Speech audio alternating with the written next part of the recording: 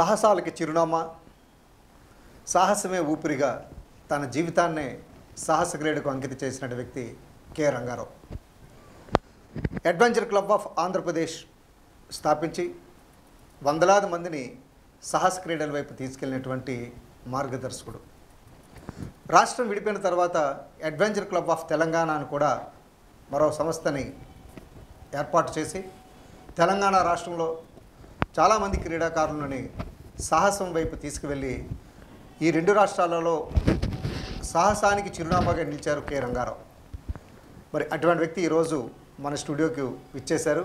వారికి స్వాగతం పలుకుతూ వారి నుంచి కొన్ని విషయాలు తెలుసుకుందాం. నమస్కారం అండి. నమస్తే సార్. అసలు సాహస క్రీడలకు సంబంధించి అడ్వెంచర్ క్లబ్ ఆఫ్ ఆంధ్రప్రదేశ్ ఎప్పుడు ప్రారంభించారు? దాని లక్ష్యం ఏమిటి? సార్, యాక్చువల్గా మనకి తెలుగు రాష్ట్రాలు అంటే ఆంధ్రప్రదేశ్ కానివ్వండి, తెలంగాణ కానివ్వండి, మేము 89-90లో సౌత్ ఇండియా సైకిల్ ఎక్స్పెడిషన్ వెళ్ళినప్పుడు వేరే రాష్ట్రాల్లో ఈ ట్రెక్కింగ్, మౌంటైనరింగ్, రాక్ క్లైంబింగ్ ఇలాంటి యాక్టివిటీస్ అక్కడ బాగా జరుగుతున్నాయి. యూత్ పార్టిసిపేట్ చేస్తున్నారు. ఊటీ ఇలాంటి ప్లేస్, కేరళ కానీ, బెంగళూరు. అది సైకిల్ ఎక్స్పెడిషన్ కంప్లీట్ అయిన తర్వాత మన హైదరాబాద్కి తిరిగి వచ్చిన తర్వాత రాష్ట్ర ప్రభుత్వం తరఫున ఏదన్నా గవర్నమెంట్ అకాడమీస్ కానీ, ఆర్గనైజేషన్స్ కానీ ఈ అడ్వెంచర్ స్పోర్ట్స్ని ప్రమోట్ చేసే ఉన్నాయనేది ఎంక్వైరీ చేయడం జరిగింది. ఆ తర్వాత తెలిసింది ఏంటంటే మన రాష్ట్రంలో ఎలాంటి ప్రభుత్వ సంస్థలు కానీ, ప్రైవేట్ సంస్థలు అంటే అడ్వెంచర్ క్లబ్స్ కానీ, అసోసియేషన్స్ లేవని తెలిసింది.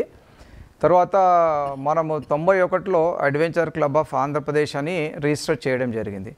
దాని ద్వారా మనము first rock climbing basic summer camps, తర్వాత ఎవ్రీ ఇయర్ 10 మెంబర్స్ని మౌంటైనరింగ్ ఇన్స్టిట్యూట్స్లో ట్రైనింగ్కి పంపడము, తర్వాత స్లోగా 94లో మొత్తం తెలంగాణ, ఆంధ్ర రాష్ట్రం మొత్తం మీద కలిసి ఒక అడ్వెంచర్ కన్వెన్షన్, అంటే ఈ సాహస క్రీడల్ని ప్రోత్సహిస్తున్న, నిర్వహిస్తున్న, సపోర్ట్ చేస్తున్న వారి వివరాలు, ఎవరెవరి దగ్గర ఏమేమి ఎక్స్పర్టైజ్ ఉందని చెప్పి ఒక సదస్సులో ఏర్పాటు చేసి దాని ద్వారా తెలిసింది ఏంటంటే ఎవరి దగ్గర కూడా ఎలాంటి ఎక్స్పీరియన్స్ కానీ నిర్వహించే సామర్థ్యం లేదు. అప్పుడు మేము ఇంకా ట్రైనింగ్ ప్రోగ్రామ్స్కి పంపడము, హిమాలయాకి పంపడము, జనరల్ తిమ్మయ్య అకాడమీ బెంగళూరుకి బేసిక్ కోర్సెస్కి పంపడము.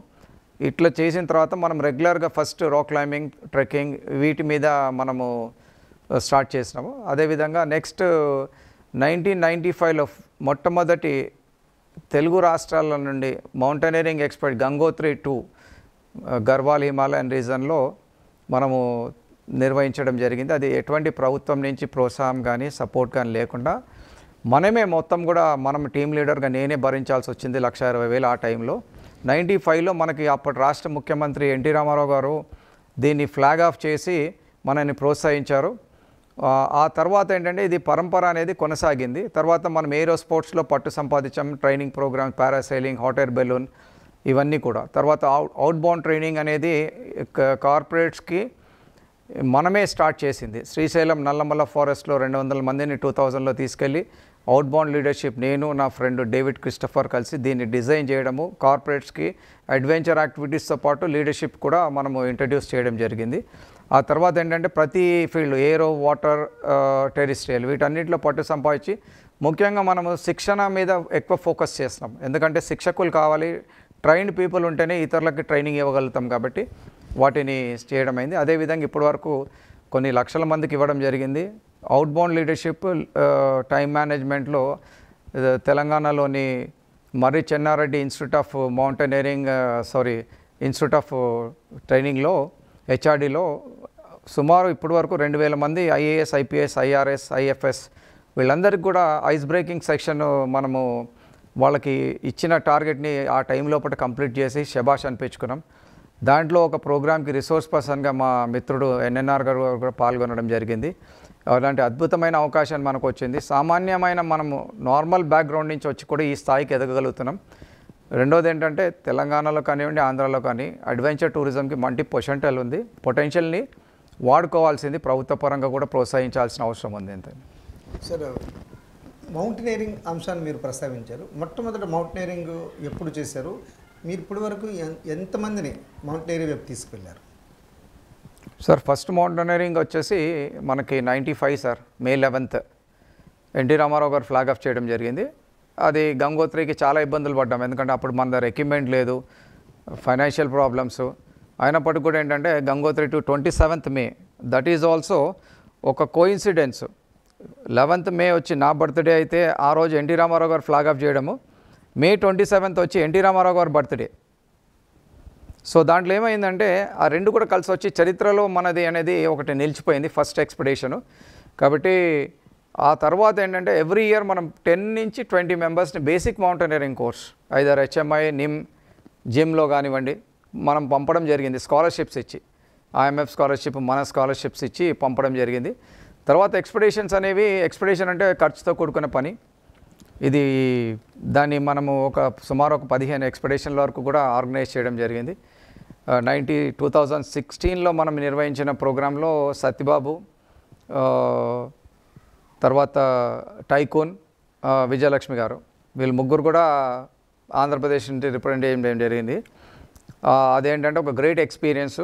అందులో ఏంటంటే మేము వెళ్ళిన రూటు మౌంట్ నార్బోకి రూటు యాక్చువల్లీ రూటు స్నోఫాల్ అయ్యి రోడ్డు ఓపెన్ కాలేదు, క్లోజ్ చేసి 2-3 షెర్పాస్, కొంతమంది క్లైంబర్స్ అక్కడ స్టక్ అయిపోవడం వల్ల గైడ్స్ ఏమన్నారంటే మీరు ఇది క్యాన్సిల్ చేసుకోవాలి, రూటు లేదు కాబట్టి. నేనన్నా ఆల్టర్నేటివ్ అన్నా ఉండాలి, చూడాలని చెప్పి మళ్ళీ ఇంకొక రూట్, లాంగ్ రూట్ తీసుకున్నాం.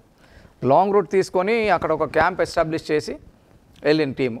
నార్బోకి వెళ్ళింది. వీళ్ళు కింద నార్బోక్ కింద ఇంకొక రైట్ సైడ్లో ఇంకొక మౌంటైన్ ఉంది. అక్కడ ఆ మౌంటైన్ మీద వీళ్ళు మన అమరావతి మన పీక్ అని చెప్పి దాని మీద అప్పటికప్పుడు వీళ్ళు ఒక స్కెచ్ పెన్తో రాసుకున్నారు మన అమరావతి ఇది అని చెప్పేసి.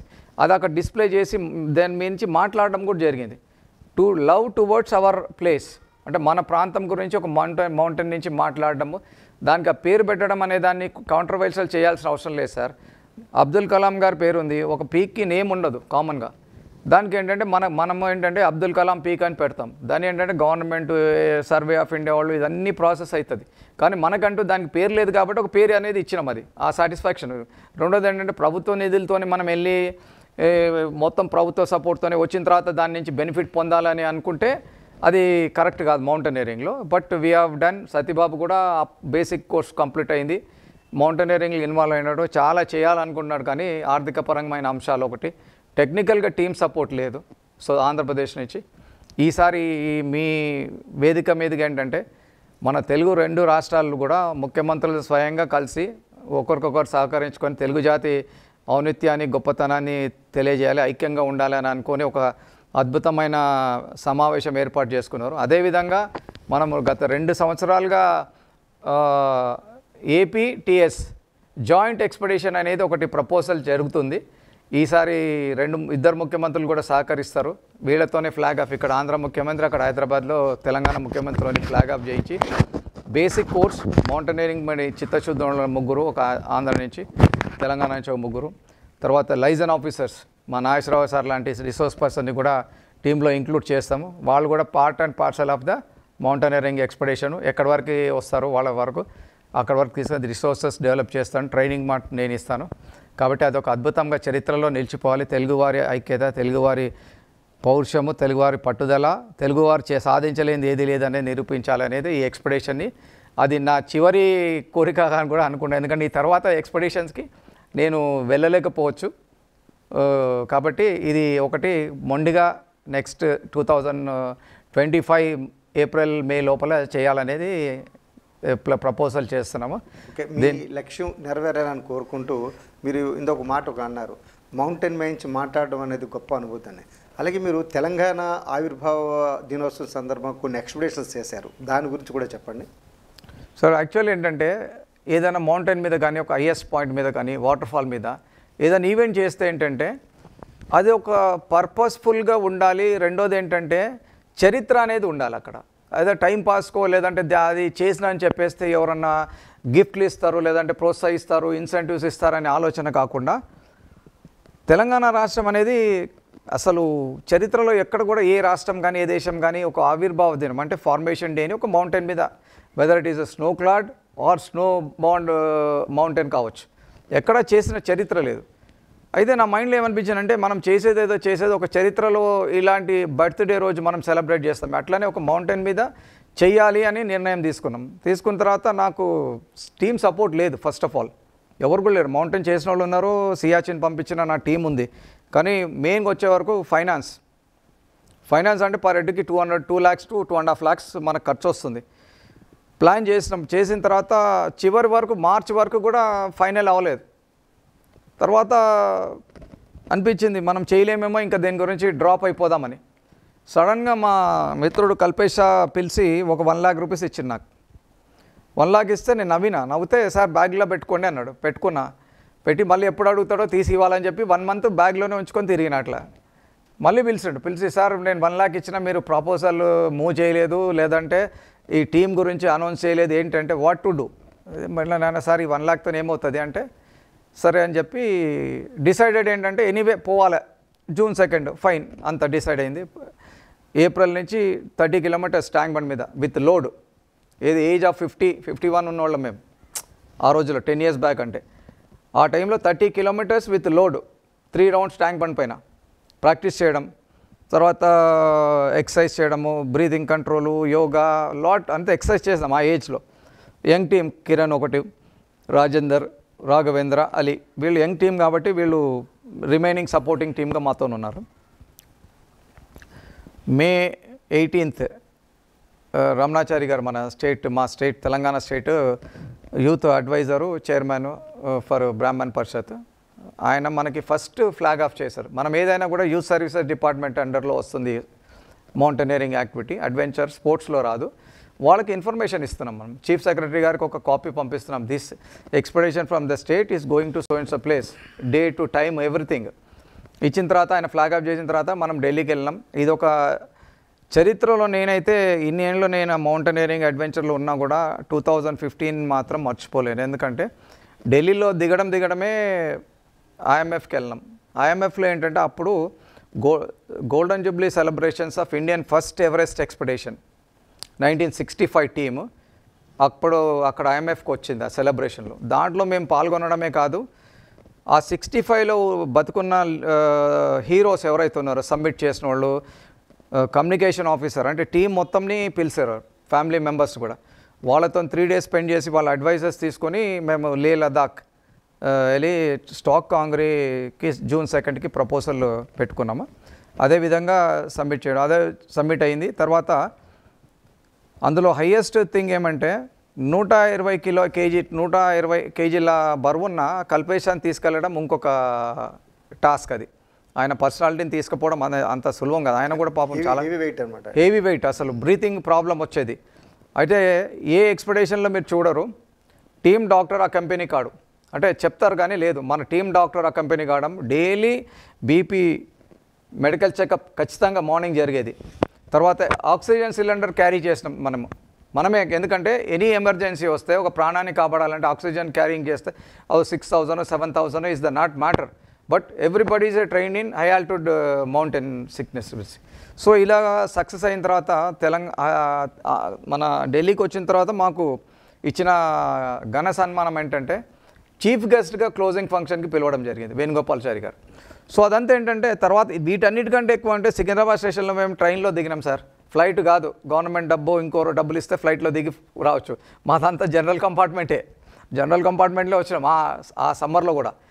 దిగిన తర్వాత సికింద్రాబాద్లో 200 మంది సుమారుగా, మా హైదరాబాద్ షాన్ అది మర్ఫా అంటారు, అది ఆఫ్రికన్స్ కొడతారు, ఆ మర్ఫా తెప్పించి వెల్కమ్ చేసి క్లబ్ వరకు మాకు ఒక బ్రహ్మాండమైన ఊరేగింపు. అంటే ప్రజల నుంచి వచ్చిన మద్దతు, ఇది ఆర్టిఫిషియల్గా పోగు చేసి కాదు.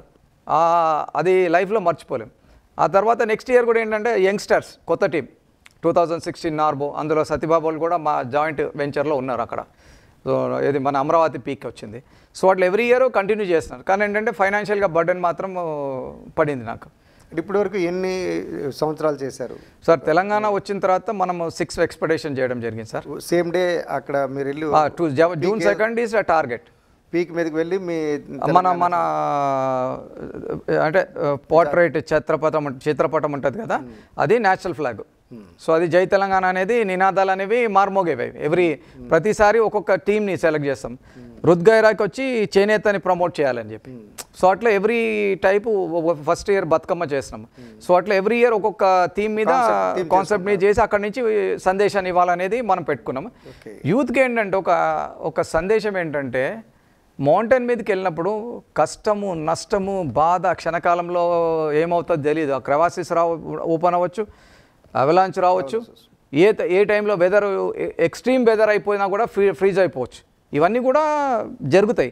అయితే మేమేంటంటే మనకి స్పాన్సర్షిప్ కానీ ఎవరు ఇచ్చిన డబ్బులు కానీ మనకి కాదు కాబట్టి మన లోకల్ టెంట్స్, మన దగ్గర అరకులో యూజ్ చేసిన టెంట్సే క్యారీ చేస్తున్నాం అక్కడికి మౌంటైన్ పైకి. ఎక్విప్మెంట్ కూడా మనమే ఇక్కడ వాడిన ఫీదర్ జాకెట్స్ కానివ్వండి, మ్యాక్సిమం ఇక్కడ మనం వాడిన ఎక్విప్మెంట్, ఎందుకంటే వీ కెనాట్ హైయర్. ఆ టైంలో మన డబ్బులు ప్రాబ్లం అనేది ఉంది. మౌంటైనరింగ్ అంటేనే చాలా కాస్ట్లీ అఫేర్. సో ఎక్కడ కూడా కాంప్రమైజ్ చేయకుండా సక్సెస్ఫుల్గా మనం మౌంటైనరింగ్ చేయడం జరిగింది సార్. ఒకటేమంటే నా అంబిషియస్ అంటే నా కోరిక నుండి ప్రగాఢ బలమైన ఇది ఏంటంటే, ఒకటి 2 రాష్ట్రాలకు సంబంధించి ఒక ఎక్స్పెడిషన్ చేయాలనేది ఫైనల్ సార్. అది ప్రతి ఒక్కరి సహకారం కావాలి, ముఖ్యంగా మీ సహకారం కావాలి. మీరుంటే నేను పైకి ఎక్కిస్తా. ఓకే. అయితే సార్, ఇప్పుడు మీరు ఎప్పుడు చెప్తూ ఉంటారు అడ్వెంచర్ టూరిజం దీన్ని డెవలప్ చేయాలి, రానున్న కాలంలో పర్యాటకం ఎలాగా ఉంటుంది, సాహస పర్యాటకం వైపు యువత వెళ్తుంది కాబట్టి దాన్ని అభివృద్ధి చేస్తే బాగుంటుంది. 2 రాష్ట్రాలకి మీరు ప్రమోట్ చేస్తున్నారు, అదేవిధంగా కేంద్ర స్థాయిలో కూడా మీరు కొన్ని రిప్రజెంటేషన్స్ పంపించున్నారు. ఇప్పుడు దాని గురించి కాస్త చెప్పండి సార్. సార్ యాక్చువల్గా మన దగ్గర day by day now present generation 60% of the people up to 45-50 years are more showing interest in adventure tourism and nature close to nature. So దాంట్లో ఏమవుతుందంటే, తెలుగు రాష్ట్రాల్లో మనకు అరకు తీసుకోండి, దానికి బ్రాండింగ్ చేయాల్సిన అవసరం లేదు మనకి. ఇది it's a branded place. Weather conditions కూడా maximum except summer and rainy season remaining almost 250-260 days కూడా అక్కడ అనుకూలమైన ప్రాంతాలు. అయితే మన ఈ రూట్లలో ఏంటంటే ఎక్స్ప్లోర్ చేసి సర్టిఫై చేసిన ప్రాంతాలు లేవు. రాక్ క్లైంబింగ్ కానివ్వండి, ట్రెక్కింగ్ కానీ, ఐడెంటిఫైడ్ రూట్స్. రెండోది ఏంటంటే అక్కడ లోకల్ గైడ్స్ కావాలి మనకి, ట్రైనర్స్ కావాలి, పర్మిషన్ ప్రాసెస్ ఆల్సో, ఫారెస్ట్, ఇటు పోలీసు, ఈ సింగిల్ విండో సిస్టమ్ లేదు. ఒకటి టూరిజం డిపార్ట్మెంటు ఇది కానీ తీసుకున్న ఐటీడీ వాళ్ళు తీసుకొని సింగిల్ విండో సిస్టమ్ ఇస్తే ఎక్కువ. ఇంకోటి ఏంటంటే లోగా మనం ఇప్పుడు certificate course in adventure sports conduct చేస్తున్నాం, చాలా బ్యాచెస్ అయినాయి. ఇప్పుడు లేటెస్ట్గా ఇక్కడ ఒక బ్యాచ్ రన్ చేయాలనుకుంటున్నాం. ఈ లోకల్గా ట్రైన్ చేసిన వాళ్ళు ఏంటంటే ఆన్ రికార్డ్ ఉంటారు. రిసార్ట్స్ వాళ్ళకి ఏదైనా ప్రోగ్రామ్ అంటే వీళ్ళు వెళ్తారు, కొత్త రూట్ ఓపెన్ చేస్తారు. అడ్వెంచర్ టూరిజం ద్వారా మన దగ్గర మ్యాక్సిమమ్ 40-60% ఇన్కమ్ అనేది మన దగ్గర జనరేట్ అవుతుంది. ఇదేంటంటే this revenue is a quick revenue, direct cash ఒకటి. రెండోది ఏంటంటే స్థానికంగా ఉన్న యువకులు కానివ్వండి, స్థానికంగా ఉన్న పబ్లిక్ దీనివల్ల బెనిఫిట్ అవుతారు. ఎందుకంటే ఫుడ్ సప్లై చేస్తారు, గైడ్స్కి వస్తారు, పోర్టర్స్కి వస్తారు కదా, డిఫరెంట్ దాంట్లో మనం వాళ్ళని తీసుకుంటాం. కాబట్టి ఇది ట్రైనింగ్ అనేది లేకుండా అడ్వెంచర్ టూరిజం డెవలప్ చేస్తారు సిస్టమేటిక్. ఎందుకంటే దిస్ లైఫ్ రిస్క్ యాక్టివిటీస్.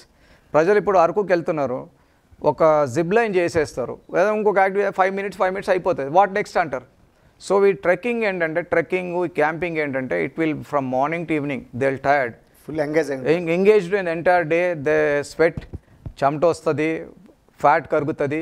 అక్కడ ఏంటంటే రీచ్ టాప్, నెక్స్ట్ ప్లేస్ సమ్మిట్కి రీచ్ అయితే రిలాక్స్ అవుతారు. అంటే I reach it this place.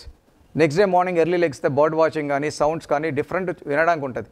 ఈ బేస్ చేసి ఆంధ్రప్రదేశ్ ప్రభుత్వం కానీ అటు తెలంగాణలో కూడా కొత్త పాలసీ చేస్తే ఈ అడ్వెంచర్ టూరిజం చూస్తున్న సంస్థలు కానీ వాళ్ళని ఏంటంటే సపరేట్గా పెట్టాలి. ఈ వేరే హోటల్స్, రిసార్ట్స్ వాళ్ళలో కలపకూడదు. అప్పుడు ఏమవుతుందంటే వాళ్ళ కాన్సెప్ట్ వీళ్ళు చిన్నగా చేస్తారు, వీళ్ళకి పెద్ద ఫెసిలిటీస్ అవసరం లేదు, కేవలం ట్రైనింగ్ శిక్షణ ఉండాలి, అది మనం తీసుకుంటున్నాం బాధ్యత.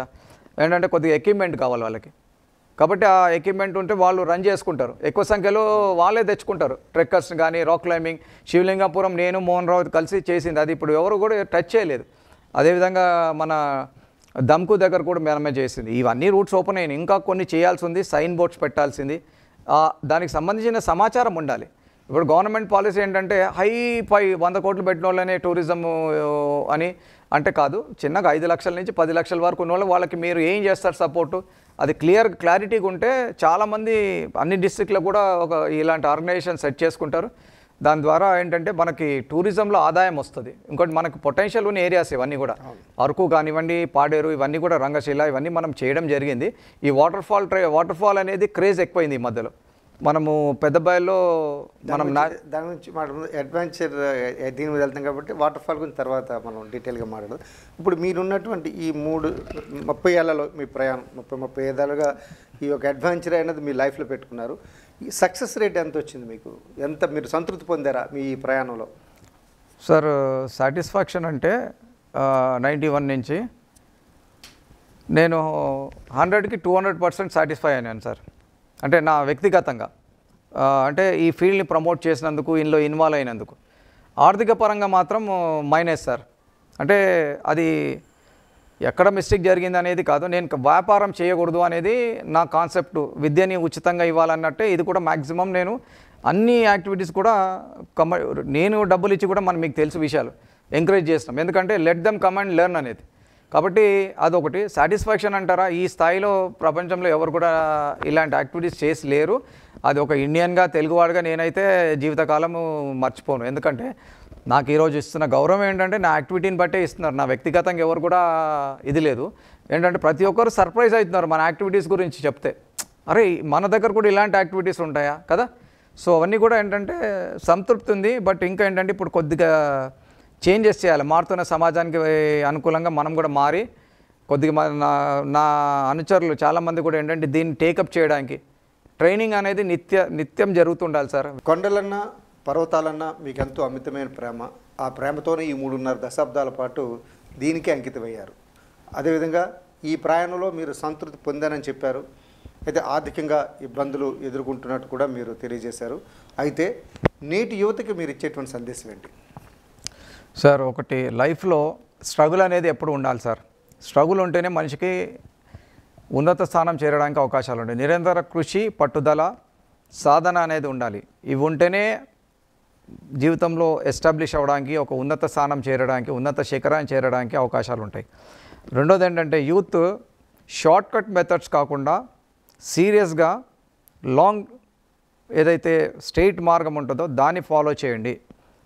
చీప్ ట్రిక్స్ ప్లే చేయకండి. ఫోటోని మౌంటైన్ పైన వెనక బ్యాక్డ్రాప్ నేను ఎవరెస్ట్ ఎక్కినానో లేదంటే ఇంకోటో కాకుండా రియాలిటీ అక్కడ వెళ్ళినప్పుడు మీకు ఉన్న కష్టం ఏంటి, నష్టం ఏంటి, మౌంటైన్ మీద ఏం చూసినారు, ఆ పరిస్థితులు ఏంటి కదా, ఇలాంటివన్నీ కూడా తెలుసుకునే అవకాశాలు ఉంటాయి. కాబట్టి కంపల్సరీ మీరు బేసిక్ కోర్స్ వెళ్ళండి ఇన్స్టిట్యూట్స్లో, హెచ్ఎంఐలో కానీ ఏదైనా 28 days కోర్స్. కాబట్టి దానికి వెళ్ళి తెస్తే మీకు మౌంటైనీరింగ్ అనేది తెలుస్తుంది. ముందు మౌంటైన్ మీద ఎట్లా సర్వే అవ్వాలి, ఏం ఎక్విప్మెంట్ యూజ్ చేయాలి, ఏం జబ్బులు వస్తాయి, ఇవన్నీ కూడా ఉంటాయి. కాబట్టి ఇవన్నీ కూడా చూడండి. విదేశీ మౌంటైన్స్కి మాత్రం ఖచ్చితంగా మీరు పరుగులు పెట్టకండి. మన దేశంలో 16,000 మౌంటైన్స్, స్నో క్లాడ్ మౌంటైన్స్ ఉన్నాయి. వీటిని అధిరోహించినప్పుడు మీకు ఏంటంటే ఛాలెంజ్ తెలుస్తుంది. దానికి రూట్ ఓపెన్ చేయాలి, ఐస్ పిటాన్ కొట్టాలి, లేదంటే రూట్ ఓపెన్ చేసి రోప్ ఫిక్స్ చేయాలి. ఇవన్నీ కూడా మనకు వస్తాయి. ఇవేవి అక్కర్లేకుండా స్ట్రెయిట్ ఒక మౌంటైన్ పోయినా అనేసి అంటే అది పర్సనల్గా పోతే ఎవరికి ఆబ్జెక్షన్ లేదు, మనం ఏమి వద్దానం ఎవరిని, అది వాళ్ళ ఇంట్రెస్ట్. అది ఇది బూచిని చూపించి పర్సనల్ గెయిన్స్ చేసుకోవడానికి, డబ్బులు వసూలు చేసుకోవడానికి, లేదంటే వాళ్ళే ప్రచారం మేమే ఎక్కినాం ఎవరు ఎక్కలేదని చెప్పడం. మనం యువతకి సందేశం అంటే మౌంటైన్ మీద ఎందుకు వెళ్ళాలి, లేదంటే మౌంటైనీరింగ్ ఎందుకు చేయాలి అనేది మనము చెప్పడం జరిగింది. ఇలాంటి అద్భుతమైన అవకాశం ఇచ్చిన నాగేశ్వరరావు గారికి, వారి టీంకి, కెమెరామ్యాన్కి అందరికీ కూడా కృతజ్ఞతలు. జై హింద్. ధన్యవాదాలు. నమస్కారం.